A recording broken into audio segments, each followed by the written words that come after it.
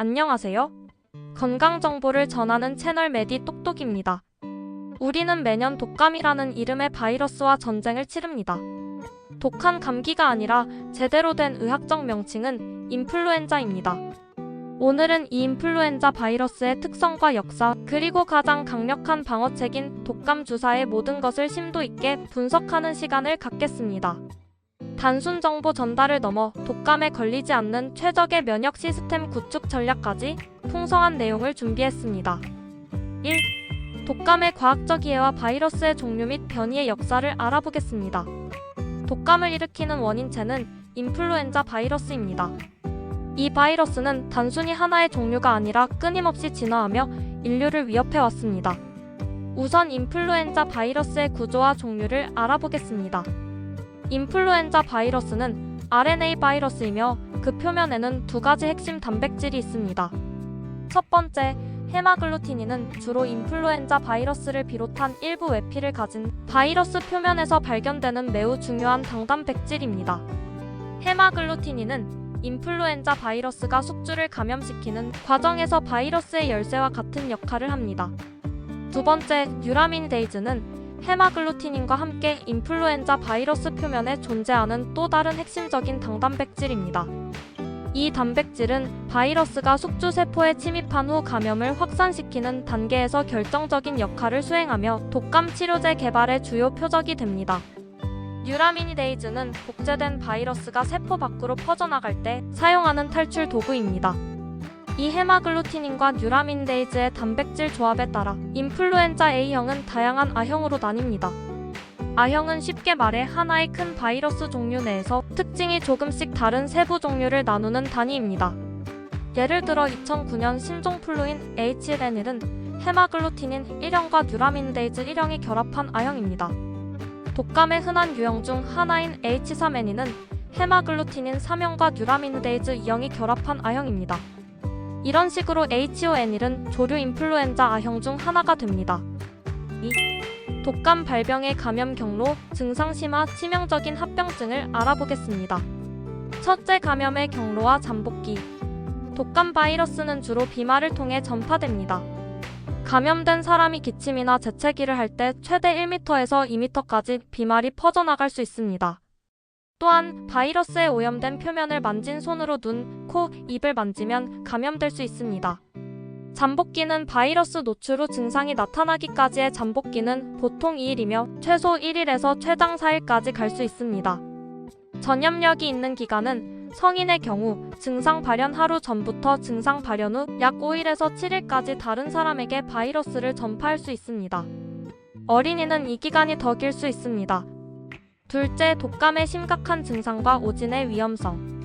독감은 단순한 감기와 달리 매우 심각한 전신 증상을 동반합니다. 증상이 갑자기 뚝 떨어지듯이 시작되는 것이 특징입니다. 핵심 증상으로는 38도 이상의 고열, 오한, 극심한 근육통, 심한 두통, 전신 쇠약감 등이 특징적으로 나타납니다.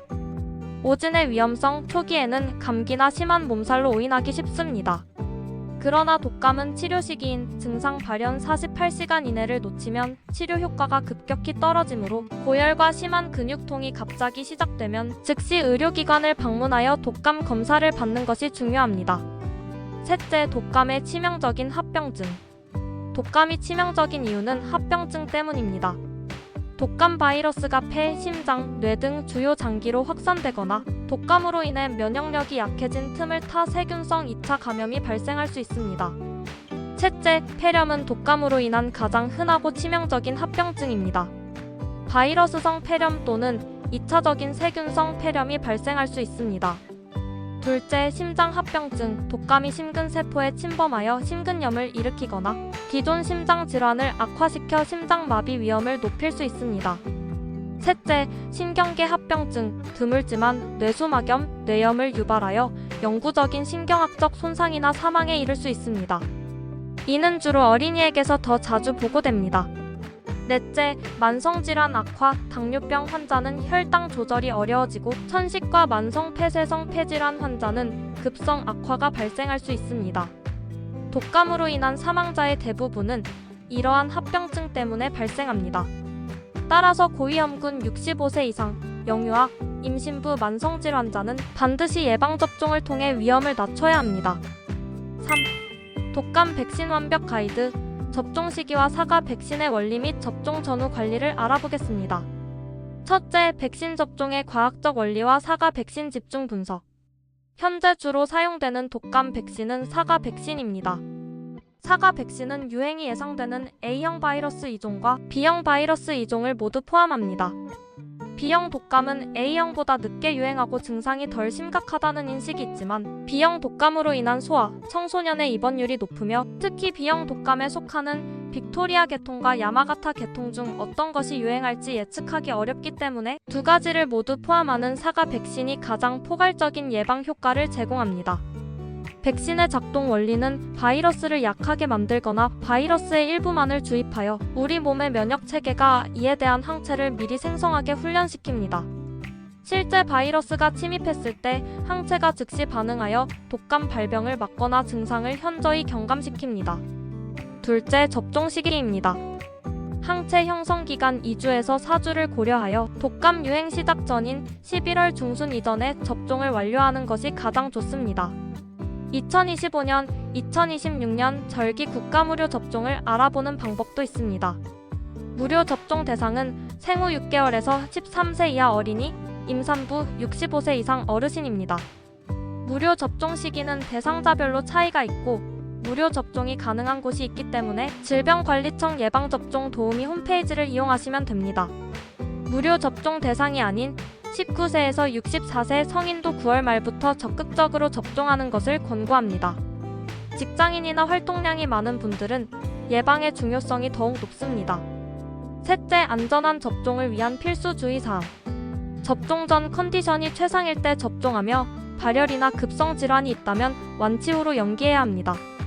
계란 등의 심한 알레르기 반응 이력이 있다면 반드시 의료진에게 알려야 합니다.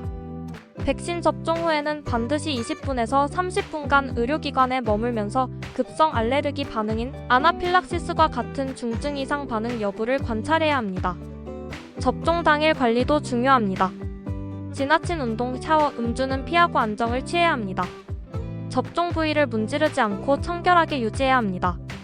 접종 후 최소 3일간은 고열, 경련, 호흡 곤란 등 이상 반응 유무를 특별히 관심 있게 관찰해야 하며 이상 증상이 지속되거나 심해지면 즉시 의사의 진찰을 받아야 합니다. 독감 백신은 안전하고 효과적인 공중보건 도구입니다. 접종 전후 주의사항을 지켜 안전하게 면역력을 확보하시길 바랍니다. 4. 독감 극복을 위한 면역 전략을 알아보겠습니다. 백신이 강력한 방패라면 생활습관은 우리 몸의 면역 장벽을 튼튼하게 만드는 갑옷입니다. 독감에 걸리지 않기 위해 지금 당장 실천해야 할 가장 중요한 내용들입니다. 첫째, 독감 전파를 막는 생활위생수칙. 1. 30초의 기적 손 씻기입니다. 흐르는 물에 비누를 사용하여 30초 이상 손등, 손가락 사이, 엄지, 손톱 밑까지 구석구석 닦는 올바른 6단계 손 씻기를 철저히 해야 합니다. 손 씻기는 바이러스와 세균을 제거하는 가장 확실한 방법입니다. 2. 기침 예절의 생활화입니다. 기침이나 재채기를 할 때는 반드시 휴지나 손수건으로 입과 코를 가리고 없으면 옷소매 위쪽이나 팔꿈치 안쪽으로 가리는 습관이 중요합니다. 손으로 입을 가리면 그 손이 닿는 모든 곳이 오염원이 됩니다. 3. 마스크의 전략적 사용입니다.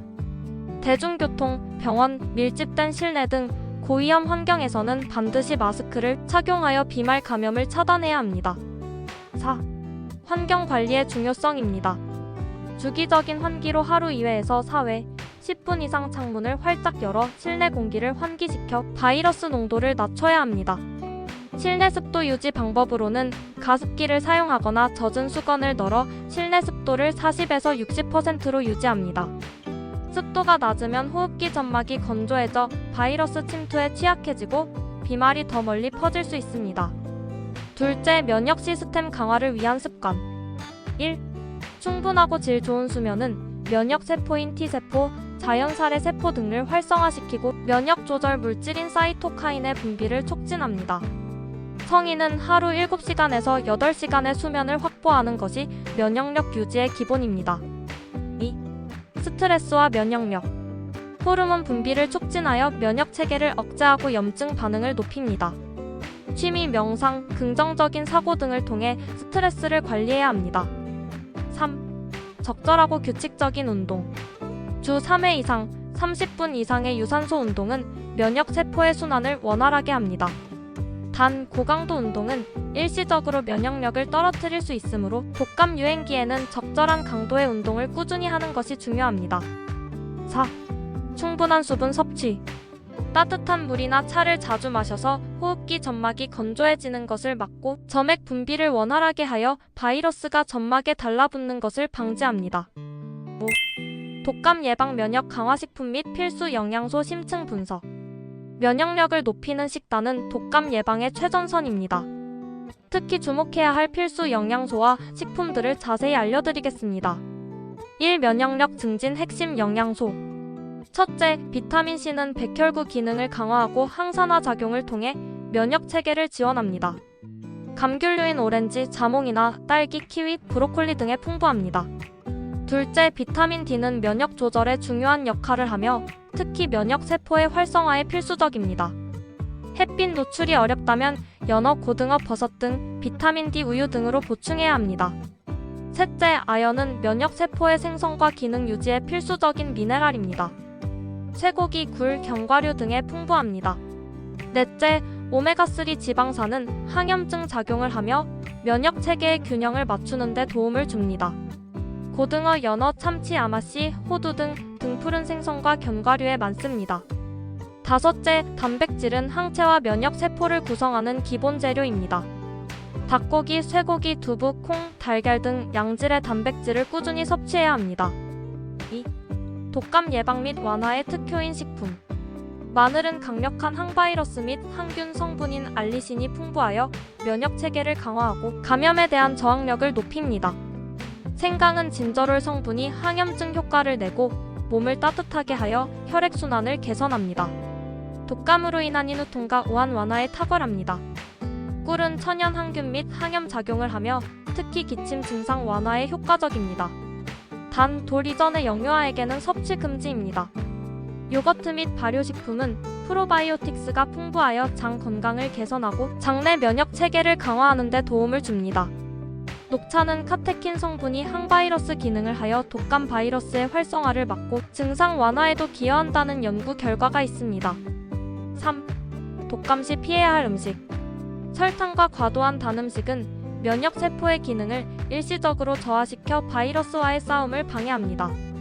카페인 및 알코올은 이뇨 작용을 촉진하여 탈수를 유발하고 회복을 더디게 합니다. 튀김 등 소화에 부담을 주는 음식은 면역 회복에 써야 할 에너지를 소화에 낭비하게 만듭니다. 6. 마무리 및 최종 결론입니다. 오늘 우리는 독감의 과학적 원리부터 예방접종, 그리고 생활 속 면역 강화 전략까지 독감의 모든 것을 알아보았습니다. 최종적으로 핵심 요약을 해보면 1. 독감은 치명적 합병증을 유발하는 인플루엔자 바이러스입니다. 2. 9월 말부터 11월 중순까지 사과 백신을 접종하는 것이 최적의 예방책입니다. 3. 손 씻기, 환기, 그리고 충분한 수면 및 비타민 섭취는 면역력의 핵심입니다. 독감은 예방할 수 있는 질병입니다. 오늘 얻으신 지식으로 무장하시어 이번 겨울과 환절기를 건강하고 안전하게 보내시길 진심으로 바랍니다. 오늘 영상이 유익하셨다면 저희 채널이 더 좋은 영상을 만들 수 있도록 구독과 좋아요, 알림 설정 부탁드립니다.